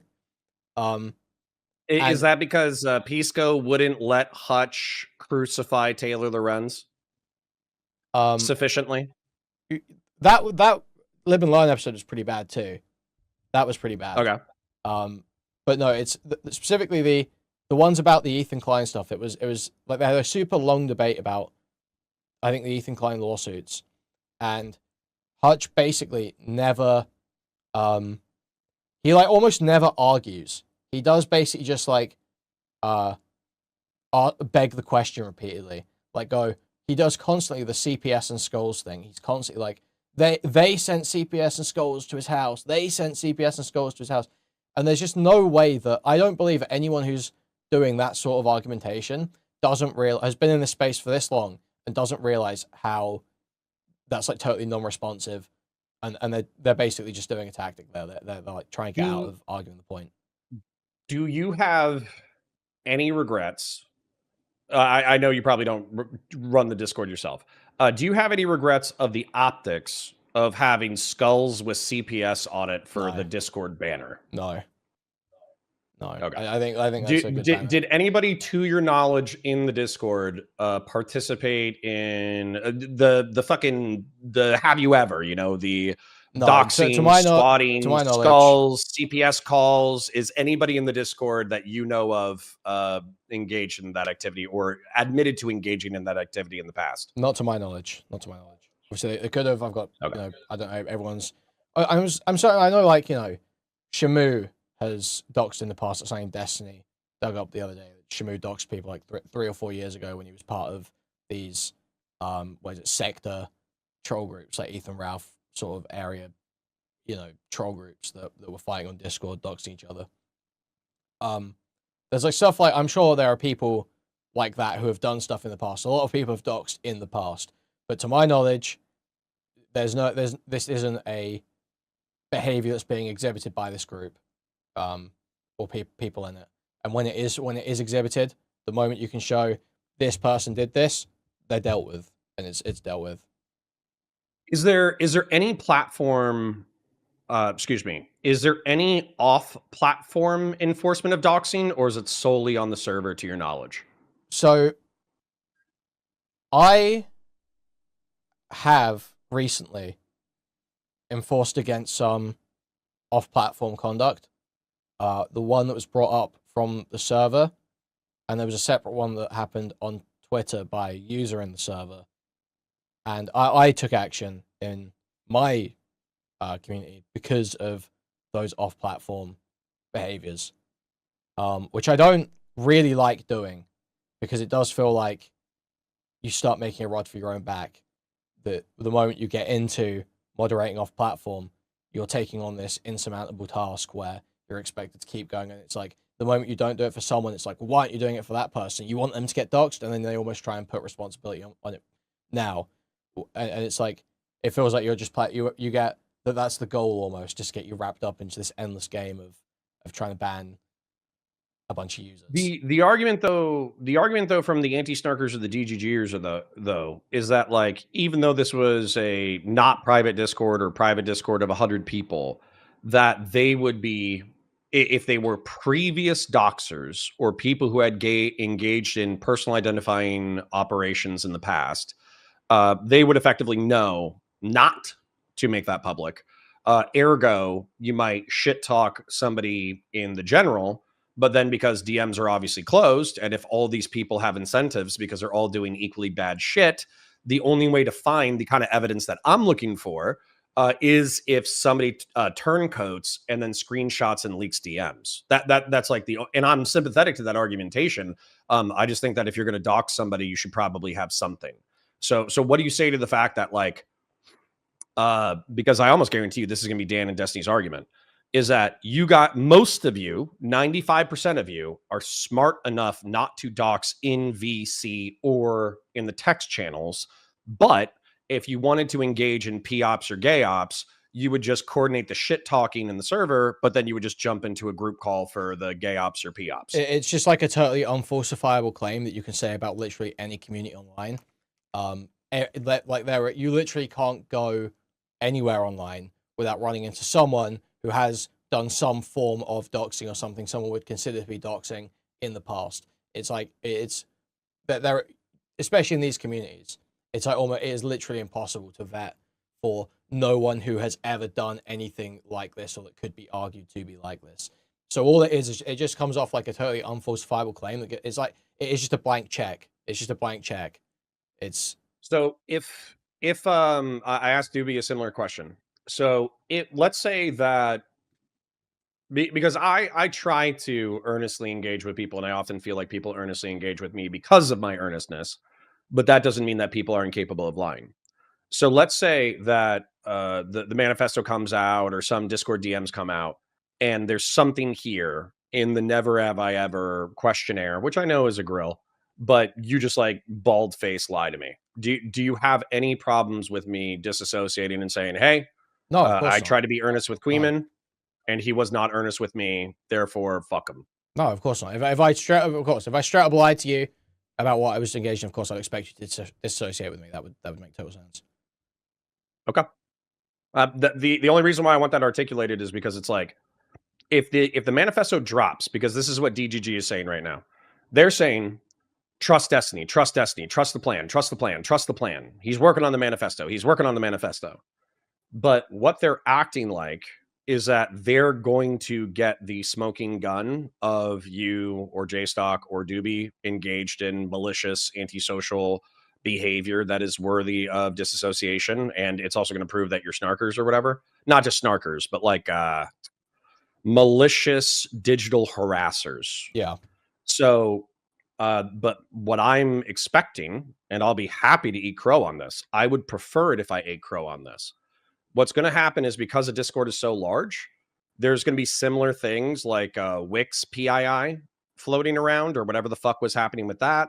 Or there's going to be references to Hutch's dead sister or something like that. But we're not going to get the smoking gun that says Kuihman, JStock, or Doobie are the swatting, doxing, attempting to murder Nathan people.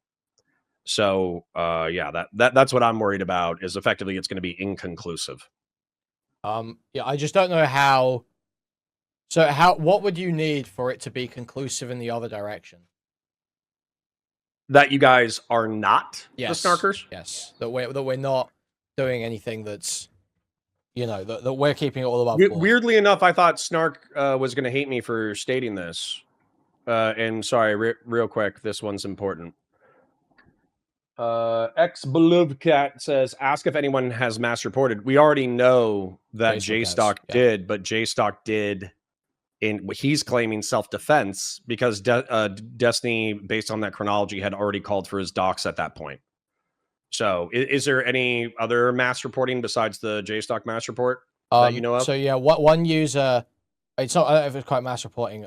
What I'm aware of is one user, and this is what I took action on in my community.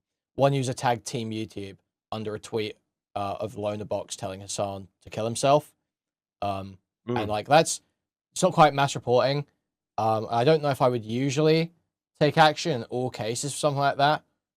However, because I have a relationship with Lonerbox, I just literally I don't want even, the risk or appearance of risk that someone's going to go after his channel for being too close. It's just like it creates fucking problems. I can't obviously hunt down everyone that's ever made an erroneous report or an erroneous at Team YouTube in my community, but when it comes up with people that I might be associating with, that it's just fucking annoying. It's just like a problem. Yeah. Last liberal, I don't know if you were in here earlier, but I have evidence that there was I'm not even looking for evidence. I just found evidence. Somebody gave it to me.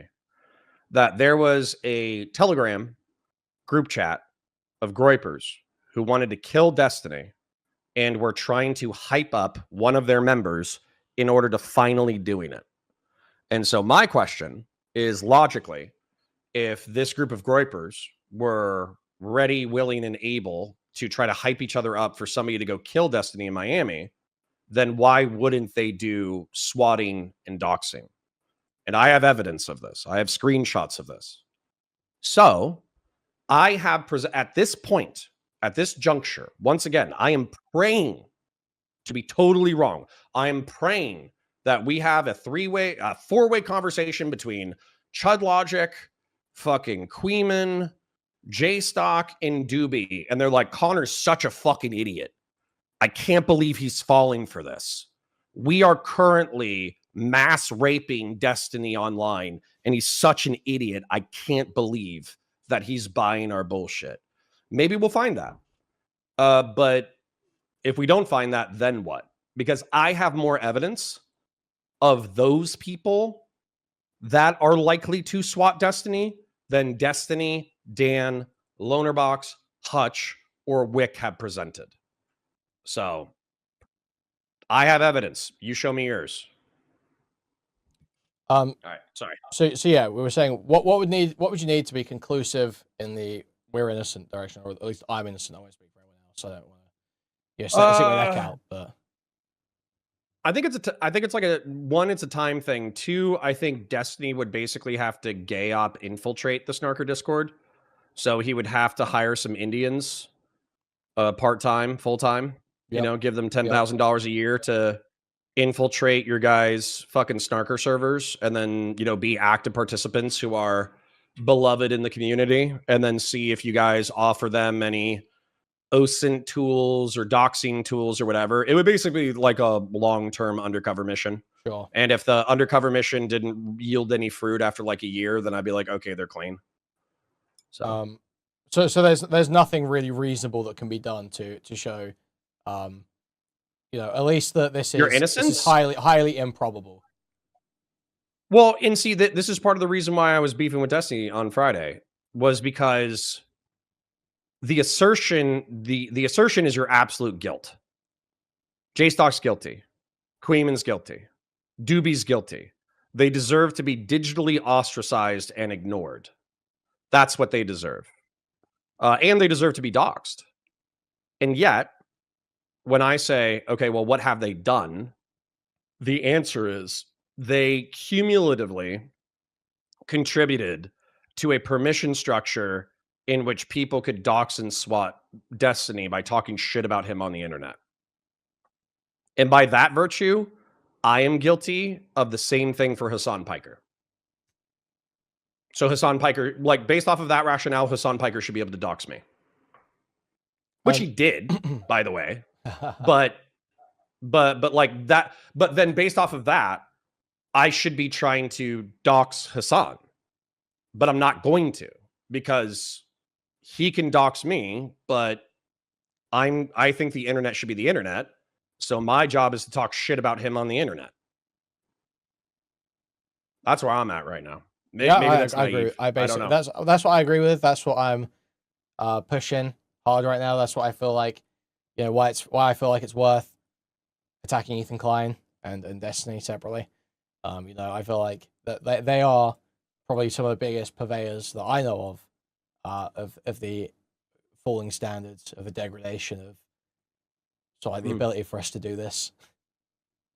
This is actually like one of the first smart chats that I've seen all night. So one of the accusations is that there's kiwi farms cross-pollination.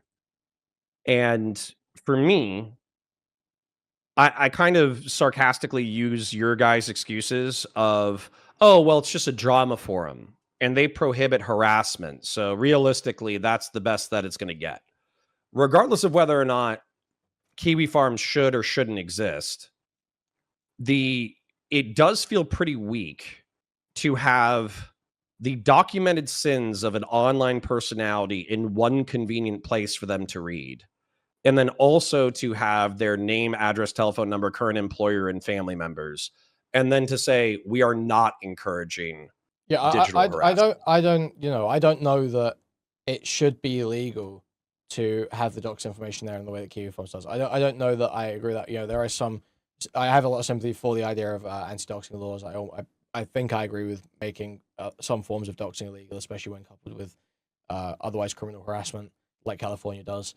My issue, my defense of Kiwi Farms is that you should make that illegal, not try and get the website taken off or shut down or whatever. As long as if they're operating within the law, they should be allowed to operate.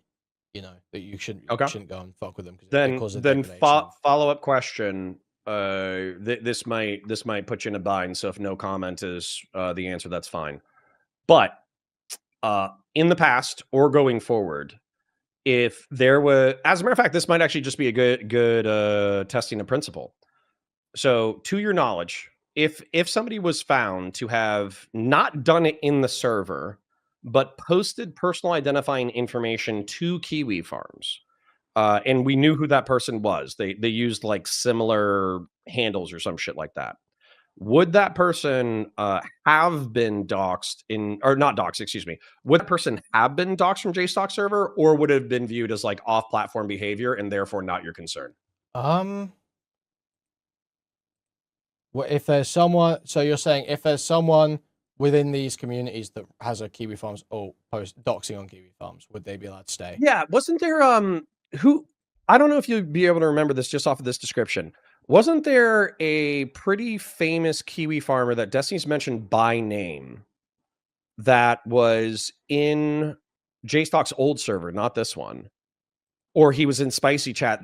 He was in Spicy Chat and he was banned, but he posted some PII or docs info, but he was using similar handles between Discord and... Yeah, so there were like a few years ago, I think there was, if it was just one guy, if there were two guys, there have been people that have kicked around like that. I think my general stance now is, if I would set a hard rule, I don't like having people like that kicking around. I would, if there's someone that I know of that is in any way an active doxer, I'm generally just going to remove them from my community, period. All right, well, and then, sorry, here's a question. Do you run that server or no? No, I don't run that server. But obviously, I'm not gonna want those people around me. So I'm generally gonna advocate against them being anywhere. Okay. And obviously, I'm a content creator in there. I'm sure my words have like some level of weight. I don't know how much weight it would have, but that's okay. I'm trying to think of that guy's name, but I can't think of it for the life. I mean, I think it's best if you don't mention a lot of these guys by name. That's another thing. Okay. Yeah, there's something that Destiny cites as well. Is that people say like Blav1 in my chat. This is a care for the Destiny always. That was it. Oh no, there he is. We know his name now. Blav. Yeah. There you go. I think there was I don't know if that's exactly the one you're referring to. I don't know if that's because there was. You're like, it's best if we don't say his name, but that's why people say Blav1. Well, this is the only one I bring up because Destiny has brought him up on stream so many times. It's like he goes off Destiny and Destiny keeps bringing up. You can't. Yeah, it's almost difficult to not have the name kicking around when he's given so much fucking attention. It's like, so it becomes difficult at a certain point. Okay. Well, that's what I got. What else do you have? What else do I have? Do I have anything else? Oh, I've got, I'm not vouching for him, but Purple Parry did ask me to ask you to unblock him, and he's sorry for being gay in DMs. But I don't vouch for him in any way. I don't co-sign him. So no. So what happened was he was like, because I remember this. He was like, let's talk about this. And I was like, I don't want to, or I was just like, I'm dizzy right now. And he's like, you're gay. And I was like, okay, well, bye. That's I'm.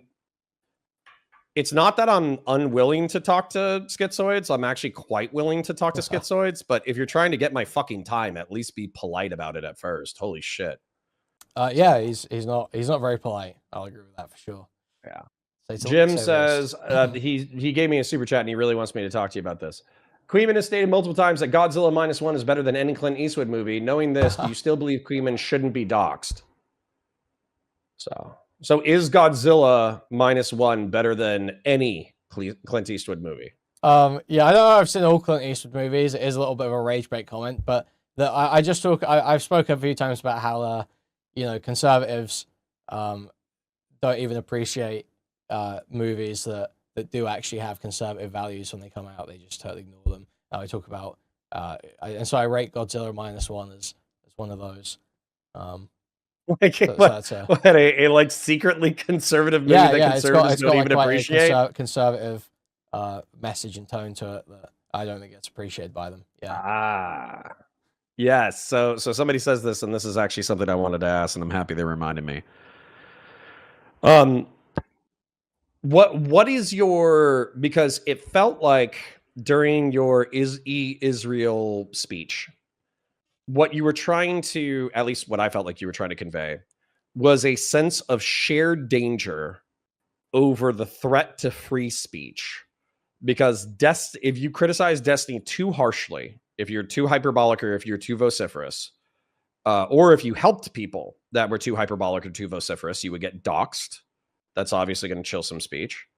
And then also the Ethan Klein suing people over matters of opinion. That was another thing that you said would chill free speech. So what right are you fighting for? Are you fighting for the right to be mean? Are you fighting for the right to be to digitally harass people? What's the difference between being mean on the internet and digital harassment? I thought the obvious answer here is snarking. No, I thought that's the obvious answer. No, I mean literally, like I looked up the definition of snarking the other day. And so you think that Americans and or Western people should fight for their right to snark? Yeah, that's kind of a corny way to put it, but sure, yeah. So snarking, definitionally, is the act of making mocking, sarcastic, or contemptuous comments. It typically involves a biting, irreverent tone that blends bad-tempered criticism with a sense of humor, often aiming to put someone or something down in a witty or cynical way. Yeah, I think that's a great definition. Okay. All right. Is it your... Well, hold on. Is it moral to dox? To dox? Yeah. Like, it's legal, obviously. You're taking public information. You're posting it. I don't think doxing is moral, no. Okay. All right. That's what I got. Okay. Well, I wonder, is there anything else? Anyone in chat got anything? Anyone in chat got anything they want to bring up or they want addressed? Before we wrap up here.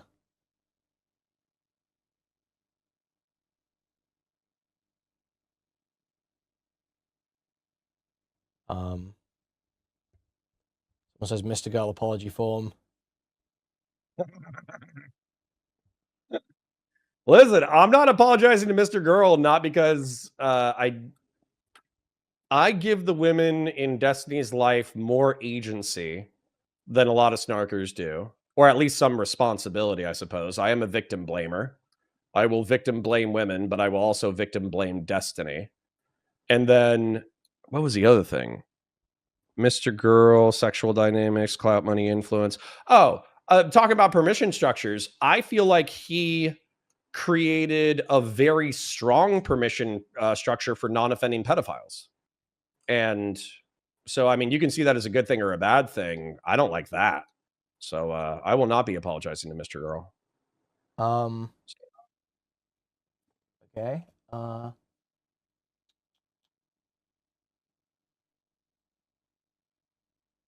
I thought there was something else, but I'm struggling to remember. Oh, did you feel like during your divorce, did you feel like Neo dodging your ex-wife's lies or not? No. Okay. Overshare time. My ex and I, the one thing that we've said harsh words to each other, that's for sure. And she said some harsh things to me, and she put some harsh things in some paperwork. But my lawyer was a aggressive lawyer, is the way that I would describe her.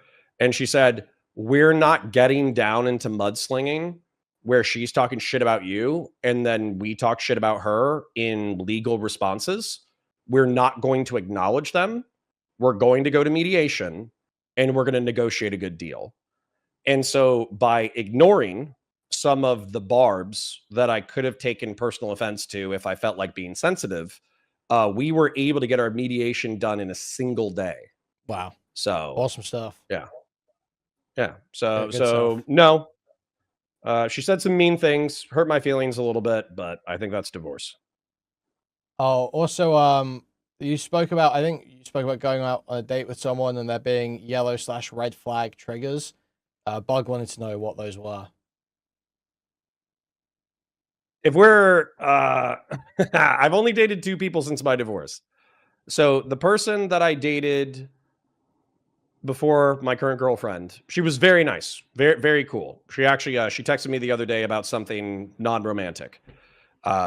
She works for Orlando Health, not trying to dox her or anything, but she basically does some really good humanitarian shit for there. Her yellow, red flags for me were the fact that she did talk about some of her previous relationship trauma. Everybody's got trauma. That's not that big of a deal. But I think that one of the things was that she felt like she had to be physically attractive. And when I mentioned something about like, hey, we're not going to be able to see each other for a few days. If you want to hook up, we would have to do it at this time. She got like triggered. Like she felt like I was only using her because she was attractive. And she got really sensitive about it.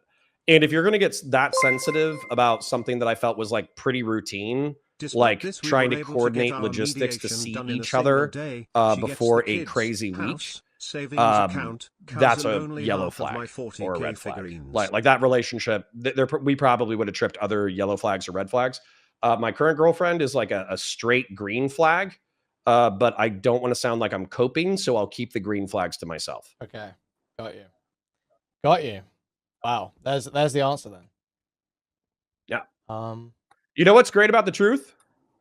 What? You don't have to fucking lie about anything, and you don't have to remember anything. Very true.